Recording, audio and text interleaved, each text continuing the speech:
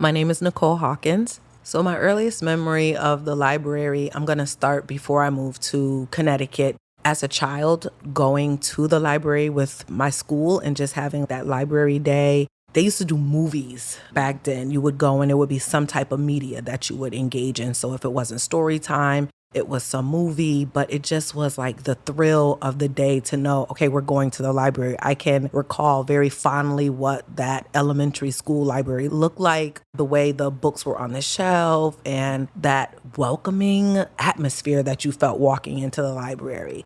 Moving here, I think my first memory is the bookmobile and that same feeling of being transported into this magical space. So of course you had the school library, but there were no branches that were in walking distance. So to have the bookmobile come to us was huge. And I just remember going and being able to look at books on the shelf and get things. So that was my first real moment. I remember the candy truck would come around, and just like the ice cream truck would come around, and that's you've seen it on Delirious. Everybody's running to get the money for the ice cream, you know.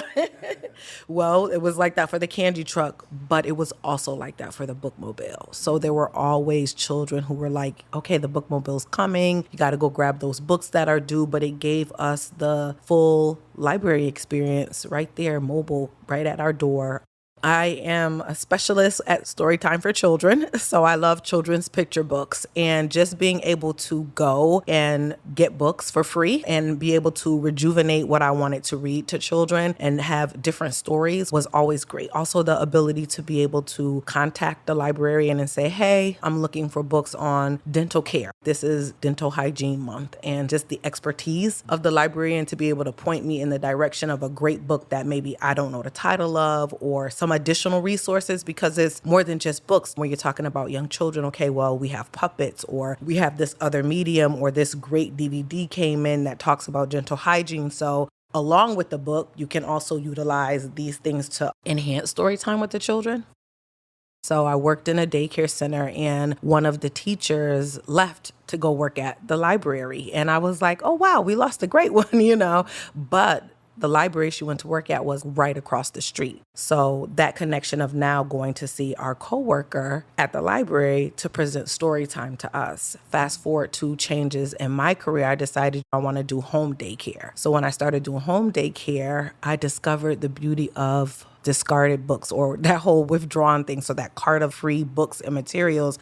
Being that we had this connection, understanding that I was now going to have a home daycare center in the community, all of those withdrawn books, she was offering them to me. You can come over, take a look at these before I put them out for the community. So I was able to grow my library with some of the big books and classics. I think I have Polar Bear, What Do You Hear? It looked like Spilled Milk. So that transition. And then when we couldn't make it to the library, she would come to us. So it was just this real intimate, personal relationship with someone who I knew. I worked with her, and then helping me to be able to establish story time with the families and children that I serve was phenomenal. I didn't see that coming. I didn't even know that she was interviewing. It was just like, I'm leaving. And it was like, where are you going? To the library, right across the street. It was all in the neighborhood.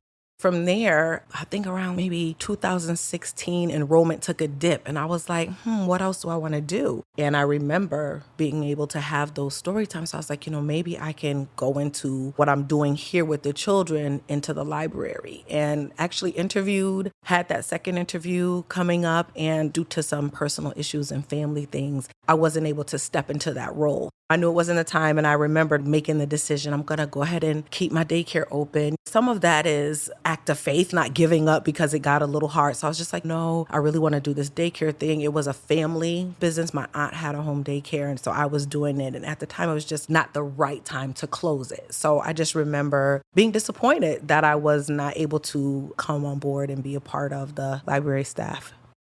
The pandemic. I don't know much that goes on now that doesn't start with that as a jumping off point. It changed things. So again, having a home daycare, you're talking about working with children and families, but during the pandemic, there were so many changes. And I remember someone from a community organization reaching out to me and saying, hey, you should really put story time up for families to be able to have that. We had all of this learning for older children. So they came home, they had their books, and we're going to get on Zern or iReady or whatever it was. But younger children, like that preschool age, it was hard to keep them occupied while you have this homeschooling going on for other children. So I started presenting. I had a home library, books I've built up for my 30 years in the field, and I started presenting story time. And for me, it was awesome to be able to connect. I would have never thought to go virtual or be anywhere that people could reach me outside of just that one-on-one stuff that you do when you're working with children. I thought this is just another way to connect with families and to meet their need. So it just kind of organically happened. I want to say I opened up a newsletter from HPL. I was always staying in contact, getting what's going on in the community, but opening that email and seeing the job opening for Leap Into Learning. So I was like, I'm going to leap right into that opportunity because it is going to really be a culmination of all of my skills, everything that was in my wheelhouse. And so I was like, I'm just going to throw my hat in the ring again. Looking at that, getting a second chance, having that opportunity to do something that I had to turn down a few years ago. So it just was the perfect time. Best piece of advice that I've received and why it stuck with me.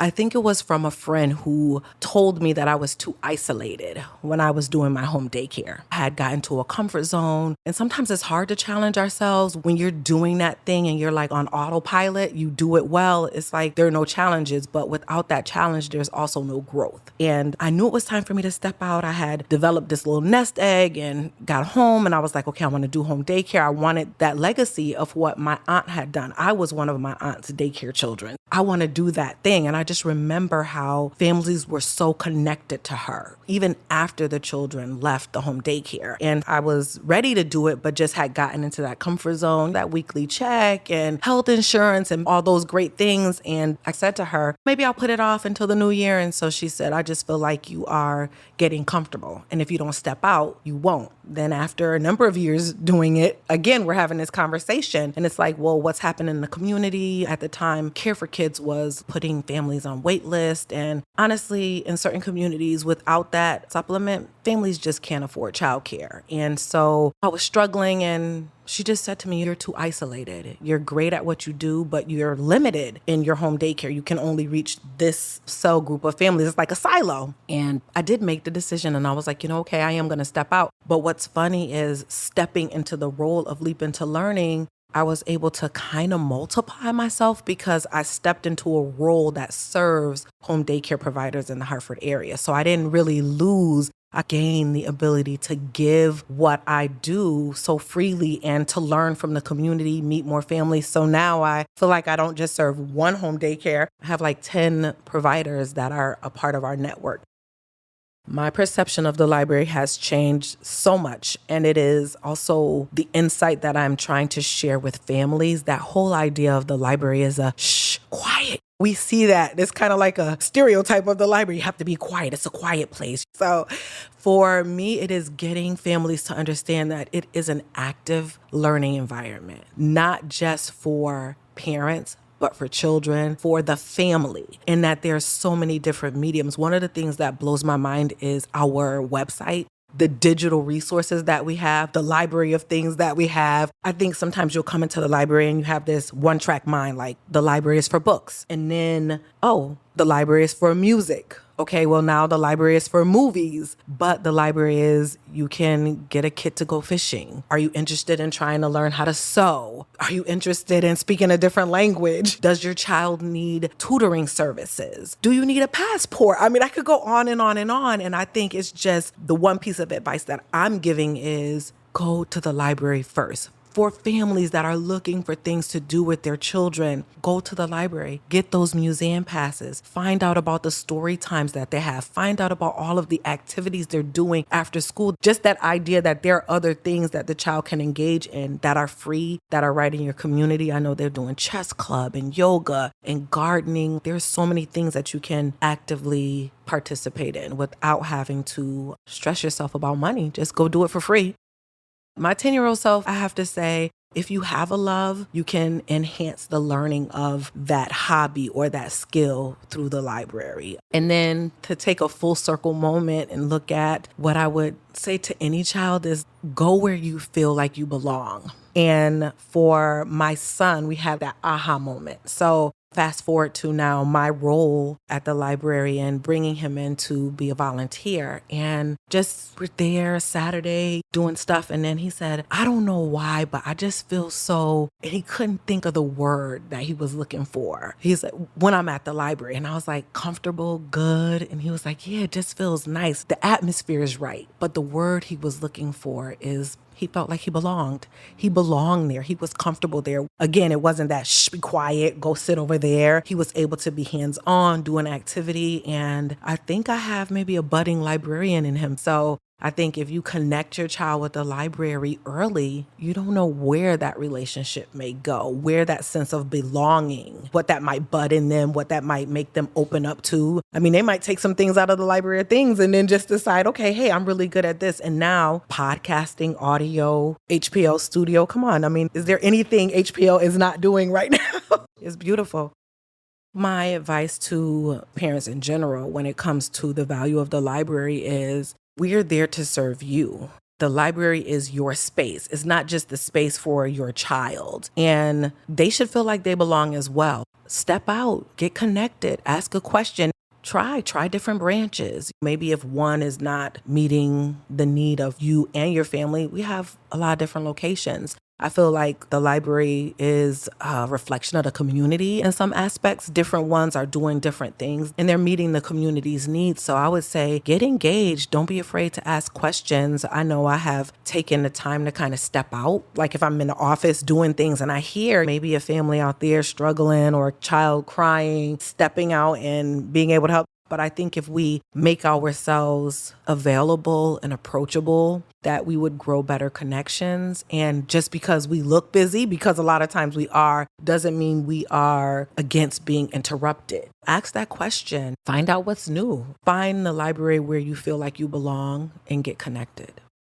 I have learned more from my failures at this stage because I understand that they were teaching me and I was learning from them and they were setting me up for now. Like nothing is wasted. Even the example I shared about closing my daycare. For a minute, I wasn't thrilled about it. But when I looked back at it, I also had seeds to offer other home daycares. So what I did was, okay, this stuff is for sale now. Being able to now sell those things for a discounted rate to other providers who were starting. So I didn't really see it as like closing. I felt like there were seeds that I was putting out. I'm connected with way more providers who have questions and who are looking for direction and who I can help say, look, you don't have to bootstrap your business. If you need resources, come borrow a sprout pack. Come and borrow some of our STEM kits because I'll tell you that is what many of them are doing. I think the role for respect in the library is that every patron, every person coming through that door deserves it, period. All of us, regardless of where you're coming from in life. But I think taking the idea of respect as currency is so insightful because that person coming through the door, you don't know if they're having a good day, a bad day, wearing a smile. But respect, to me, it's like ground zero. That, hi, how are you when you're coming in? Or let me know if you need anything. Because again, the idea of feeling like you belong, feeling like you're connected. If a parent comes in every day and passes the circulation desk and no one ever says anything to that parent, they're never going to say anything either. The whole idea of I'm ignoring them because I'm here for my child and they're ignoring me because they're busy. But if respect is when you come in, you just don't walk past people. And even if you're doing something that brief look up and eye contact, sometimes that's the door opener. A smile can just be a real nonverbal greeting that I'm here and I'm open, especially when you work in inner city communities and communities where we know the demographics. We know what's going on with the people that we serve. Keep that at the front of your mind. Remember that we work in their community. We're there to serve them.